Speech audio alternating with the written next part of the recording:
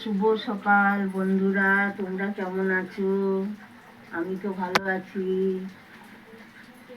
এই এক কাপ চা আর একটা রুটি খেয়ে আজকে দিন আরম্ভ করব।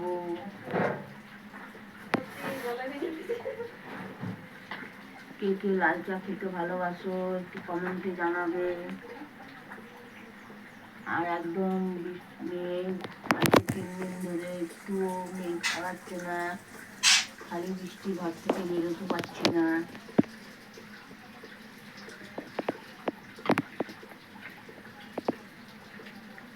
একদম ঘর থেকে বেরোতে পারছি না। চা খাওয়ার ভিডিওটা ভালো লাগলে লাইক